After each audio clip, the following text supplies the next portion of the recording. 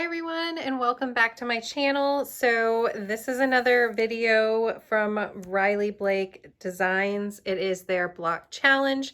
This is block 15, Summer Picnic, and I'm so excited to do this one because it looks very simple and very straightforward. So this one is by Christopher Thompson, and I just have to point out the tattooed quilter is that is just such a fun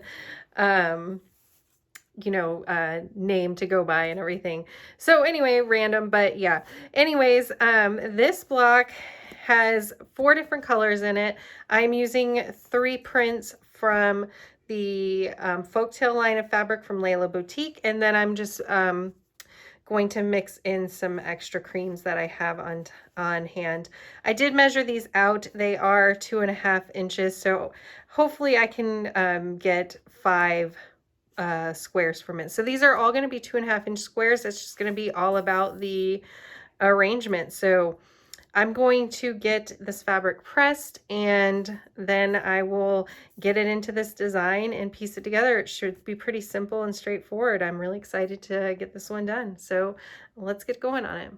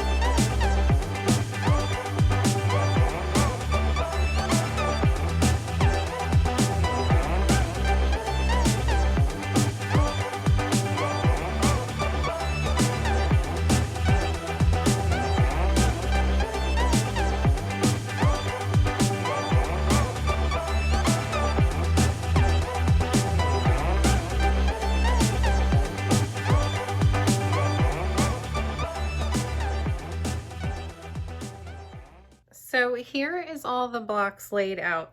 Now, this block is very straightforward to put together. I'm just going to sew everything together in rows and then follow the instructions for pressing the seams, because if you follow those, the top row to the pressing the seams to the right, the second row to the left, right, left, so just alternating them pretty much. That will allow to nest the seams together at the points and make everything line up very beautifully. And then at the end, we're pressing the seams open because you're going to have a lot of seams meeting together. It'll just help the block lay a little more flat. The main thing I'm going to really focus on is trying to get all of my stripes facing up the same direction. That can be tricky. Sometimes I have to rip a lot of seams if I don't pay attention when I'm sewing. Hopefully I can get it right the first time, but that's the main thing I'm really going to look at for this block.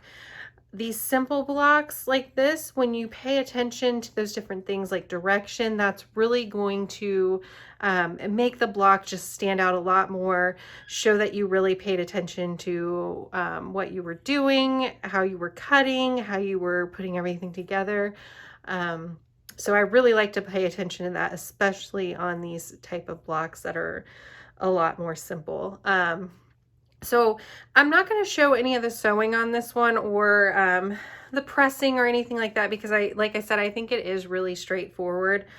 Just sewing together the rows and making sure you press everything in the correct direction. So I'm excited for this block. I love simple blocks like this, that it's really just paying attention to the colors and the layout and things like that. So let's get going.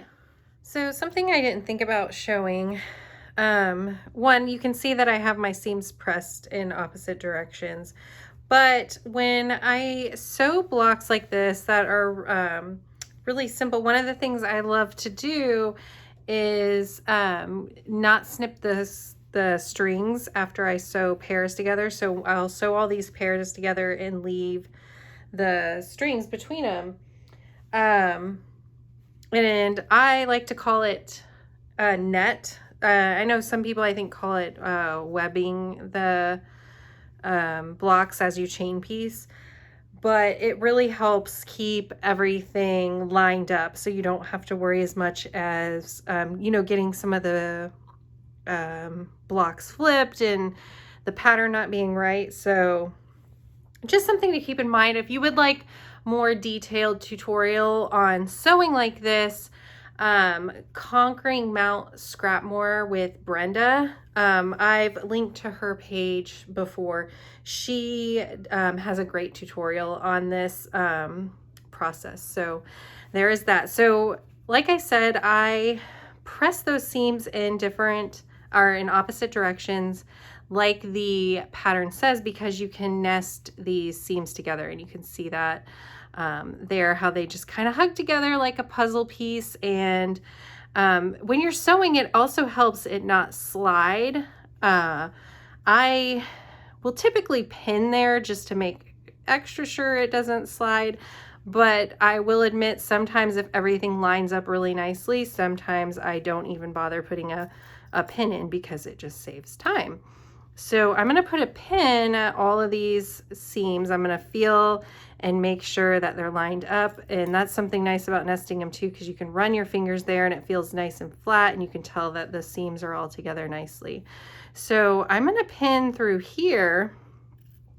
And then what I like to do is go to the other side, because usually if I do that, it's not in the way of the other side, so I can just go ahead and quickly get two sides done at one time.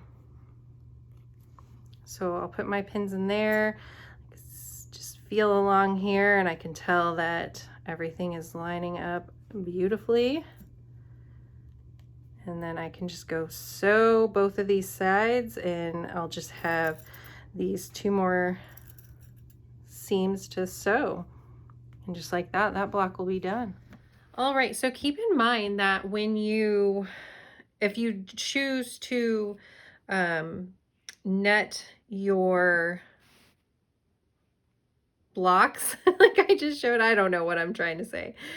You won't be able to press the seam open all the way if your strings aren't really wide. So I just go through and just snip those so that I can make sure that everything will lay nice and flat like they did in the other two you see here.